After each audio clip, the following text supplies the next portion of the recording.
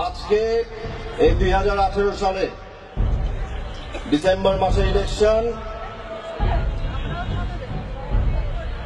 আমি শুধু একটা কথা বলতে চাই, আমাদের মাননীয় প্রধানমন্ত্রীর চেয়ে বেশি কি বাংলাদেশে কেউ অবদান রেখেছে এই বঙ্গবন্ধুর পরে? আপনারা মুরব্বী আছেন, আপনারাও জানেন যে মাননীয় প্রধানমন্ত্রী সকাল থেকে নিয়ে রাত পর্যন্ত, আমি নিজে ছিলাম, আমি নিজের চোখে দেখেছি, সকাল থেকে রাত পর্যন্ত কাজ করে।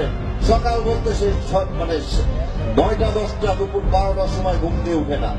সকালে তাহাজ্জুদের নামাজ পড়ে দিন শুরু করেন, রাত্রে 1টা 2টা পর্যন্ত কাজ করে 3-4 ঘন্টা কোনো ঘুম হলো না হলে না, খাওয়া দাওয়া হলো কি না হলো, শরীর কি অবস্থায় আছে, জ্বর আছে না কি আছে, কোনো কিছু তিনি চিন্তা না করে আমাদের জন্য কাজ করছেন। তাহলে আমরা কেন তার জন্য কাজ করব না?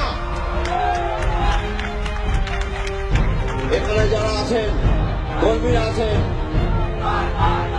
এখানে তন্ময় ভাইয়ের স্লোগান হবে না, এখানে জনতা শেখ আলাউদ্দিনের স্লোগান হবে না। প্রত্যেকটি কর্মীকে নিজেকে শেখ হাসিনার পরিশ্রমের আদর্শ ধারণ করে নিয়ে ভোট সেন্টারে যে কাজ করতে হবে।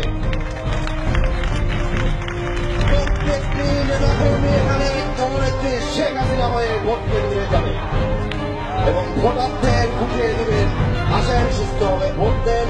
আপনাদের ভোটে যদি কেউ হামলা করে, কেউ যদি বাধা দেয়, এর দায়িত্ব আমি নিচ্ছি। আমি এখন বাগেরহাটের ভোটার, তারা ভোট করতে তারা চেষ্টা করে।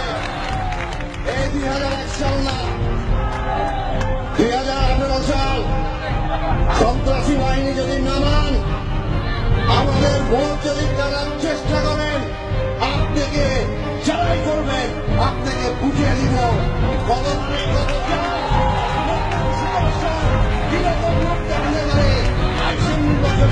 নৌকার পক্ষে যদি আপনারা আপনারা যদি আমাদের ভোটারদের সাথে বেইমানি করেন, তাদেরকে যদি ভয় দেখান, আমি হিসাব করে নিয়ে নিব।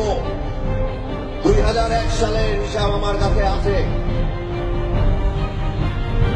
কার কি ভূমিকা ছিল, কোথা থেকে কোন সন্ত্রাসী এসেছিল, আমি সব জানি।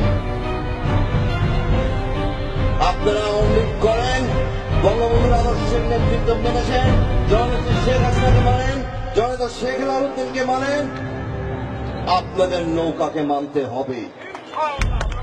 নৌকা বাদে এদেশের মানুষের শান্তি হয় না, উন্নয়ন হয় না, এদেশের মানুষের কোনো আস্থা থাকে না। একমাত্র মার্কা নৌকা মার্কা, বাংলাদেশের মার্কা নৌকা মার্কা।